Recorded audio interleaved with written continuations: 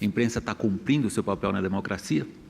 O Brasil tem certamente uma das imprensas mais livres do mundo, mais independentes, e eu digo isso com especial satisfação nesta terça-feira, quando, a partir de uma reportagem de Veja, o país deixou claro que não aceita a transgressão ao Estado democrático e de direito. Então, hoje, em especial, é um dia muito feliz do ponto de vista da imprensa, talvez nem tão feliz do ponto de vista das ocorrências, para a gente debater isso. E quem deve, então, vigiar a imprensa? O público-alvo faz a triagem, seleciona o veículo de comunicação a partir do compromisso desse veículo de comunicação com a verdade dos fatos, né, com a verdade das coisas, com a qualidade, né, ou gráfica ou artística das suas edições, dos seus programas. A liberdade de imprensa existe com a multiplicidade de veículos. A liberdade de imprensa não existe porque a lei diz que a imprensa é livre. Se fosse assim, haveria imprensa livre no mundo todo, porque toda lei de imprensa começa dizendo que é livre a manifestação do pensamento.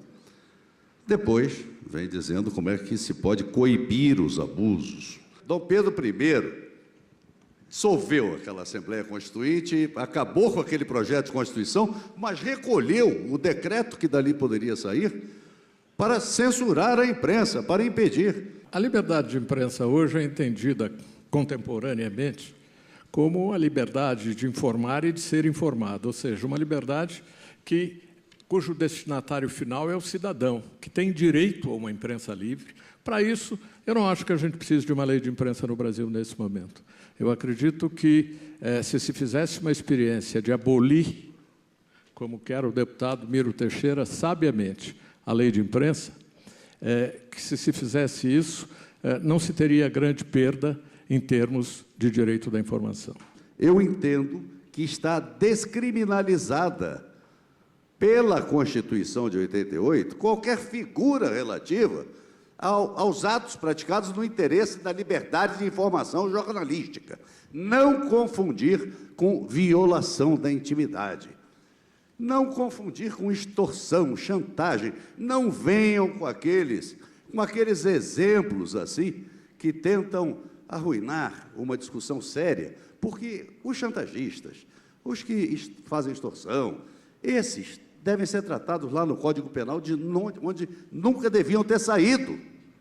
O que nós estamos falando é de liberdade de informação jornalística, e essa é plena. A Constituição garante, por exemplo, o direito de resposta. Ele está especificado o direito de resposta na lei de imprensa. Não havendo essa lei de imprensa, como ficamos? Qual é o que o senhor imagina? A Constituição atingiu o pináculo quando se referiu à imprensa, reconhecendo à imprensa uma liberdade sem limites, uma liberdade total. Não se pode ir além do pináculo, além do ápice. Acho que o princípio da liberdade de imprensa deve se sobrepor a esse entrejogo político, e os órgãos de imprensa têm o direito de dar a sua opinião. Então, sustento eu que a Constituição, quando ressalva o direito de resposta e o direito de indenização, ela também não remete à lei, ela mantém no ambiente da Constituição o direito de resposta e o direito de indenização, ou seja, está nas leis gerais, isso aí, não numa lei específica. Primeira coisa. A outra coisa você não pode analisar só sob esse aspecto. Tem a descriminalização. Eu acho que o Poder Judiciário, a posteriori, a própria imprensa e a sociedade, discutindo isso, é que fazem o controle desse cão de guarda da democracia, que é a imprensa. Eu acho que, de maneira moderada, e como há um interesse nacional em causa, eu, pelo menos, porque sou parlamentar, eu tenho o dever de dizer que o tratamento que a Veja deu ao assunto é exatamente aquilo que nós buscamos na liberdade de imprensa. Não é nada sigiloso. Sigiloso para quem? Sigiloso para quem? Sigiloso para quem gravou? Aquilo ali revela uma situação que afeta o governo, afeta as instituições, e se não tivesse sido divulgada Nós só poderíamos falar em tese, falar porque ouvimos dizer. Ninguém pode atribuir ao Lula, ninguém pode atribuir a um golpe contra o Lula, porque está todo mundo gravado. O Lula está gravado, o presidente do Supremo Tribunal está gravado. Mas prestem atenção a isso que aconteceu com a publicação. Prestem atenção ao valor da publicação, porque aí pode ter surgido a denúncia de algo que vai se ver na frente. Como as milícias passaram a ser usadas no Brasil. Preste atenção a isso. Eu vi surgir milícia no Rio de Janeiro e não se dava bola. Muito bem. Não temos aqui o ambiente para esse tipo de discussão.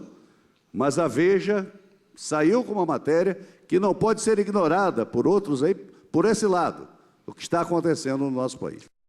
Se um jornalista tem acesso a material esse, que está sob segredo de justiça, ele tem o direito de publicá-lo? Eu tendo a dizer que não. Miro. Eu, editor, publico desde que não tenha violação. Eu acredito que a um jornalista deve ser facultado publicar o que ele tiver. Ele constitucionalmente tem preservado o sigilo da fonte.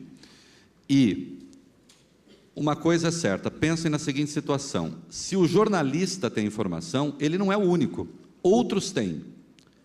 Por que é que um grupo tem direito a ter aquela informação se ela for de interesse público e o público não tem esse direito? Se o dono do segredo não soube guardá-lo, como é que você quer que o jornalista guarde? No curso de uma investigação policial, essa publicação pode frustrar a eficácia da própria investigação policial.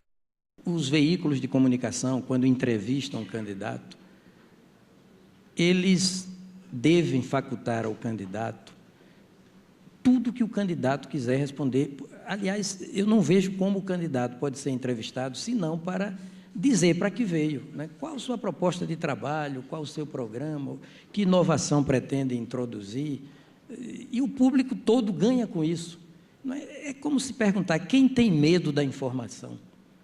Quem tem medo da liberdade de comunicação, da liberdade de expressão? Eu acredito que estejam faltando, nesse momento, nessa fase do Brasil, duas coisas que a imprensa não tem feito. A primeira é discutir em profundidade ela mesma. Eu noto uma falta disso em todas as publicações, indistintamente. E a segunda é discutir o Poder Judiciário no Brasil. Eu acredito que as revistas, os jornais, as televisões, todos os órgãos noticiosos têm discutido fartamente o Executivo, discutem fartamente o Legislativo, mas tem se omitido de discutir uma questão que é fundamental no Brasil, que é o funcionamento do Poder Judiciário. O Poder Judiciário capaz de levar uma justiça próxima do povo, rápida e acessível. Então, se eu pudesse terminar com uma nota de crítica, eu diria isso em relação à imprensa no Brasil, cuja liberdade, sem nenhuma dúvida, ainda mais com ministros como o ministro Carlos Brito, com deputados como o deputado Miro Teixeira, está absolutamente consolidada no Brasil. A Constituição distingue a mídia impressa, ou a mídia escrita, da mídia eletrônica. A eletrônica representada pelo rádio e pela televisão, porque a Constituição não cuida de internet. Os males da liberdade de imprensa se curam com mais liberdade de imprensa. Muito obrigado.